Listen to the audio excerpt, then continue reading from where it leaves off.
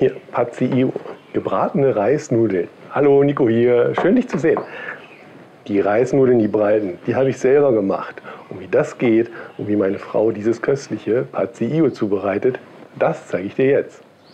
Reisnudeln, insbesondere breite, frische Reisnudeln, bekommt man höchstens im Asialaden. Aber den hat nicht jeder um die Ecke, wie ich hier. Reisnudeln lassen sich aber auch erstaunlich einfach selber machen. Und wenn die fertig sind, zeigt meine Frau noch schnell, wie man damit Pad See Ew zubereitet. Gebratene Reisnudeln mit Pak Choi und Ei. Für die Nudeln verrühren wir einfach 95 Gramm Reismehl, wer hätte das gedacht, 37 Gramm Maisstärke und 30 Gramm Tapioca-Stärke, einen halben Teelöffel Salz und einen halben Teelöffel Zucker mit 500 Gramm Wasser oder 500 Milliliter Wasser und einem Teelöffel voll Rapsöl in einer Schüssel und lassen den Teig für 15 Minuten quellen. Alle Zutaten stehen übrigens auch noch einmal unterhalb vom Video in der Infobox. Dort ist auch ein Link zum geschriebenen Rezept auf meiner Homepage. Sowie zum Reismehl und zur Tapioca-Stärke zum Bestellen, falls es keinen Asialaden in deiner Nähe gibt. Den Nudelteig garen wir in einer Auflaufform im Wasserdampf. Dafür lege ich hier ein Gitter in meinen Wok und gieße Wasser dazu bis kurz unterhalb vom Gitter. Du kannst aber auch genauso gut eine große Pfanne oder einen großen Topf verwenden, solange deine Auflaufform hineinpasst.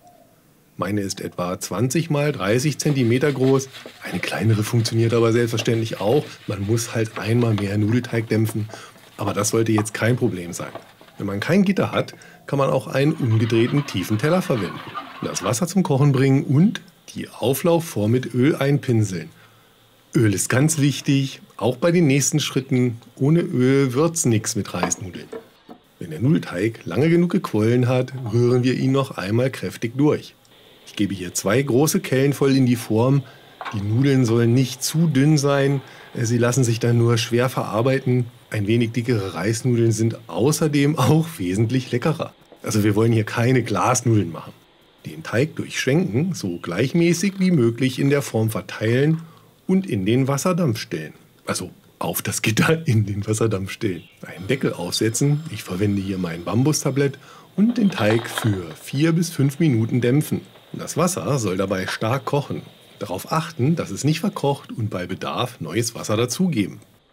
Der Teig ist gar, wenn er etwas durchsichtig wird und sich Blasen bilden. Die Form dann herausnehmen. Am besten geht das, wenn man dabei Backhandschuhe trägt und die Nudelplatte für 2 bis 3 Minuten in der Form abkühlen lassen.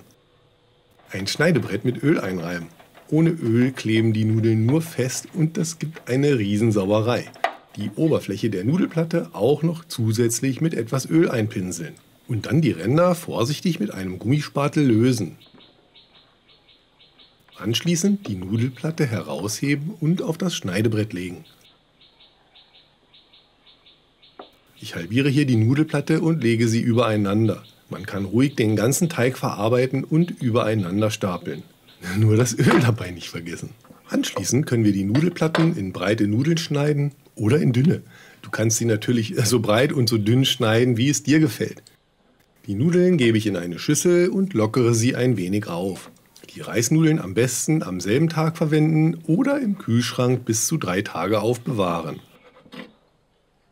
Sei so lieb und unterstütze mich, indem du kurz auf den Daumen nach oben drückst, damit YouTube erfährt, dass dir das Video gefällt und hilfreich ist.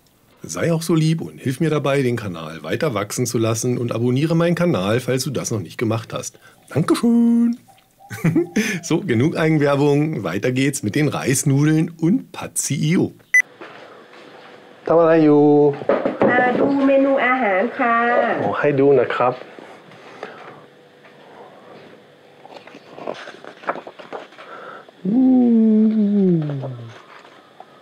นี่อะไร ผัดซีอิ๊วค่ะพ่อ อร่อยผมน่ากิน ทำผัดซีอิ๊วกินกันไหม ได้ครับ เพราะว่าผมทำเส้นใหญ่เองแล้วครับ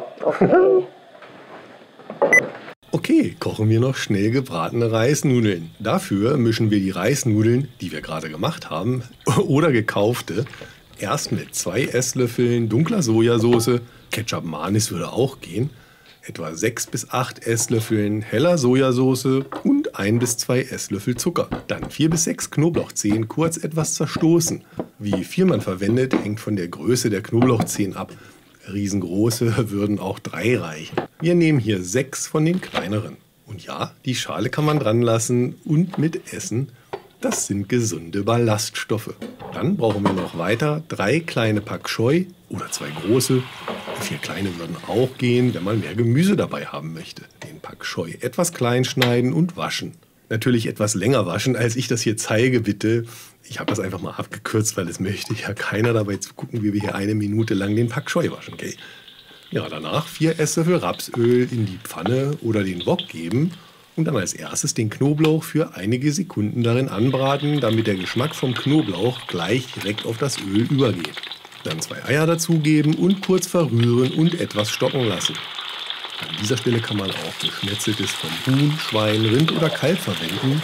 Entsprechend der Menge Ei etwa 100 bis 120 Gramm, wenn man lieber etwas Fleisch im Patsiio haben möchte.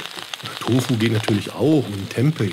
Wenn die Eier noch nicht ganz gestockt sind, kommt der Pak Choi dazu. Alles unterrühren, für etwa 1 Minute braten und dann die Nudeln dazugeben. Jetzt braucht man unter Rühren nur noch so lange weiter braten, bis Nudeln, Ei und Gemüse vermischt sind und die Nudeln heiß sind.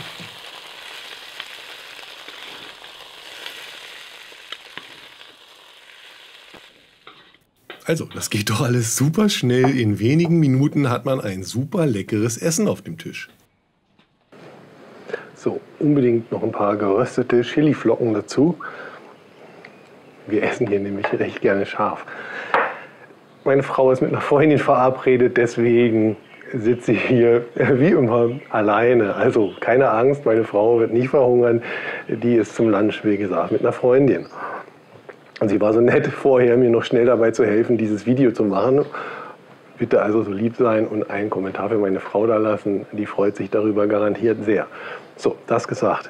Ich habe jetzt hier mal kurz, ich muss mal ganz kurz probieren, was wir hier fabriziert haben. Also, Patsiio ist einer meiner Thai-Favoriten. Super easy, super einfach zu machen. Ich muss das jetzt unbedingt essen. Bevor ich das mache und bevor ich hier die Ohren voll schmatze, verabschiede ich mich für heute. Vielen Dank fürs Einschalten. Vielen Dank, dass du uns bis hierher begleitet hast. Was gibt es noch zu sagen? Das Rezept gibt es in Simply Thai, dem thailändischen Kochbuch von meiner Frau und mir. So, erschienen im DK Verlag. Link dafür ist unterhalb vom Video in der Infobox. Das gesagt, der Nico ist weg. Tschüss. Vielleicht sehen wir uns ja gleich im nächsten Video wieder. Hier, Thai Street Food hier oder hier, wie meine original thailändische Street Food Nudelsuppe kocht. Mein absoluter Favorit hier. Also, tschüss, bis zum nächsten Mal. Ja, ab in die Küche gehen. Breite Reisnudeln selber machen. Das ist unfassbar lecker. Und Chili nicht vergessen. Ne? Möglichst viel davon.